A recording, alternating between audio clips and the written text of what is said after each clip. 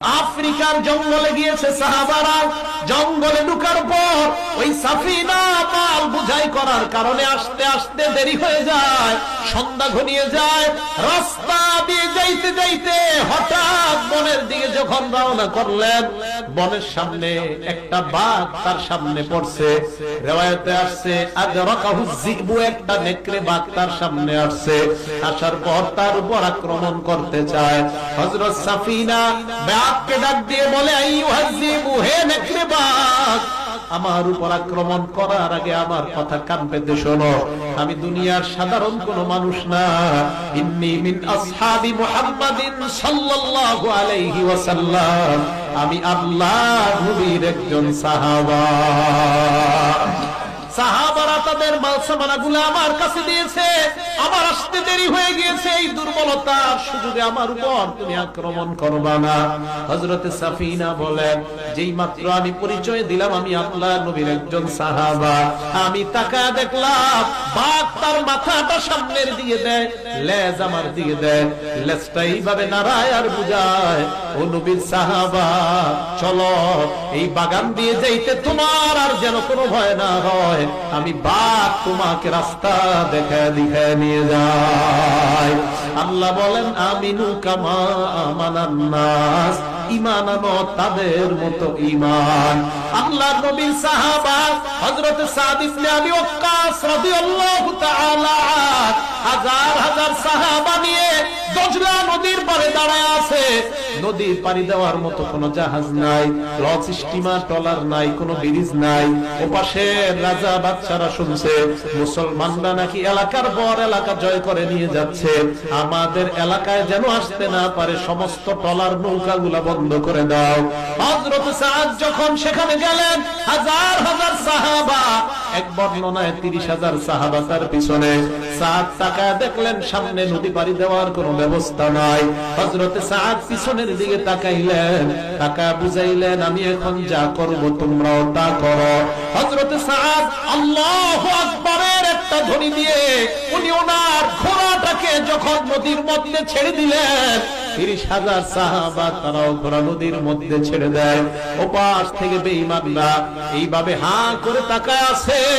হঠাৎ যখন দেখলো নদীর উপর দিয়ে ঘোড়া চালায় চালায় সাহাবারা নদী পাড়ি দিয়ে দেয়, হাজার হাজার বেঈমান পালায়, আর অনেকে দৃশ্য দেখার জন্য দাঁড়ায় আছে। হযরত সাদ তাদের কাছে যাওয়ার পর সাদ বললেন, একদল পলায়ন করলো, তোমরা কেন পলায়ন করো না? ওই সাহাবারার কাছে ওই ব্যক্তিগুলা জবাব দেয়, আমরা তোমাদের তামাশা দেখলাম, দেখার জন্য দাঁড়ায় রইলাম। ভাই কি দেখছো বলো? ভাই তোমরা যখন ঘোড়া চালায় আসলা আমরা তাকায় দেখলাম, মরুভূমির উপর ঘোড়া চললে ঘোড়ার পায়ের নিচ থেকে যেমন বালু উঠতে দেখা যায়, আমরা নদীর মাঝখানে দেখলাম তোমাদের ঘোড়ার পায়ের নিচ থেকে বালু উঠতে দেখা যায়। আল্লাহ বলেন, আমিনু কামা আমানান নাস, ঈমান আনো এই মানুষগুলার মতো ঈমান।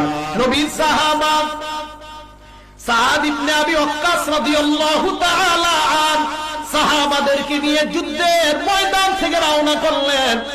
রাতের বেলা যাইতে যাইতে সন্ধ্যা যখন হয়, রাতের কাছাকাছি, সাদ চিন্তা করলেন রাতটা কোথায় কাটানো যায়। খ্রিস্টানদের সাথে পরামর্শ করলেন। খ্রিস্টানরা কয় একটু পরে তোমাদেরকে জানাই। খ্রিস্টানরা আপোষের মধ্যে পরামর্শ করে আর বলাবলি করতে লাগলো, মুসলমানদের সাথে এখন আর পারা যায় না, এক কাজ করি চল, এদের সাথে তো আমরা নিজেরা ব্যক্তিগতভাবে পারি না, আজকে রাতে তাদেরকে ফান্দে ফালায়া অন্তত বাঘের খোরাক বানায় দেই। খ্রিস্টানরা কয় কি উপায়? কয় চলো তাদেরকে পরামর্শ দিয়ে দেই, সামনে সুন্দর একটা বাগান, ওই বাগানের মধ্যে যেন তারা রাত কাটায়। আসলে ওটা বাগান না, ওটা হলো আফ্রিকার বড় জঙ্গল। সাহাবাদের কাছে আসছে, আসার পর খ্রিস্টানরা কয়, এ মুসলমান সম্প্রদায়, আমরা পরামর্শ করলাম তোমাদেরকে যদি ভালো একটা জায়গা দেই সেখানেই তোমরা থাকবা। হ্যাঁ হ্যাঁ বলেন কোথায় থাকবো? আজ রাত তোমরা ওই জঙ্গলের মধ্যে সামনে একটা সুন্দর বাগান, ওই বাগানের মধ্যে তোমরা রাতটা কাটাও। এই কথা বলার পর সাহাবারা যখন ওই জঙ্গলে ঢুকলেন, জঙ্গলে ঢুকার পর সামনের দিকে হাঁটতেছে, হঠাৎ যাইতে যাইতে মাঝখানে যখন যায়, যাওয়ার পর দেখে এদিক সেদিক বাঘ ভাল্লুক দেখা যায়। একজন আরেকজনকে কয়, সর্বনাশ, আমগরে তো ফুলের বাগানে পাঠায় নাই, জমের বাগানে পাঠাইছে। হযরতে সাদের কানে কানে সংবাদ চলে যায়। সাদ কয়, কোনো কথা নাই, সামনের দিকে চলো। আল্লাহু আকবার। হযরতে সাদ বাগানের মিডল পয়েন্টে যাওয়ার পর যেই জায়গায় রাতের বেলা থাকবে, সাদ বললেন, একটা স্টেজ বানাও। সাহাবারা মনে করলেন আমির সাহেব মনে হয় আমাদের সামনে ভাষণ দিবে। স্টেজ বানানোর পর স্টেজের উপর হযরতে সাদ ইবনে আবি ওয়াক্কাস দাঁড়াইলেন। দাঁড়ানোর পর হযরতে সাদ ভাষণ দিলেন, আইয়াতুহাল হাশারাত।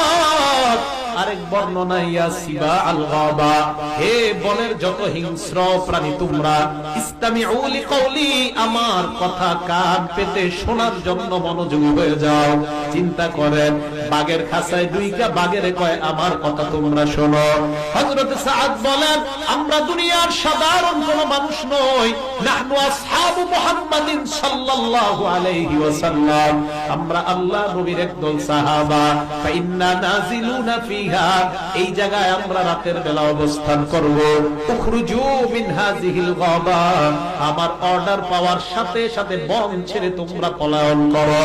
হযরত সাদ আবার হুমকি দিলেন, বাঘের খাঁচায় দুইটা হিংস্র প্রাণীদেরকে সাদ উল্টা হুমকি দেয়, ফাইন ওয়াজাদনা বাদু কাতালনা, আমার ঘোষণার পর যদি কাউকে পাওয়া যায় প্রত্যেককেই হত্যা করা হবে। চিন্তা করেন, সাহাবারা বলেন, আমরা তাকায় দেখলাম বাঘ তার বাচ্চা কোলে নেয়, হিংস্র প্রাণীগুলা তার বাচ্চাগুলা কোলে নেয়, কোলে নিয়ে সিরিয়াল ধরে জঙ্গল ছেড়ে যায়, আর সাহাবাদের জন্য জঙ্গল পরিষ্কার করে দেয়।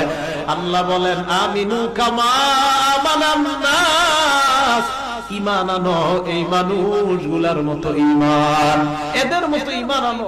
তাহলে বলেন তো, ঈমানের পাওয়ারে এদেরকে হেফাজত করতেছেন কে? আরো জোরে বলেন, মহব্বতের সাথে একবার বলেন না। এরকম সুন্দর নাম আছে।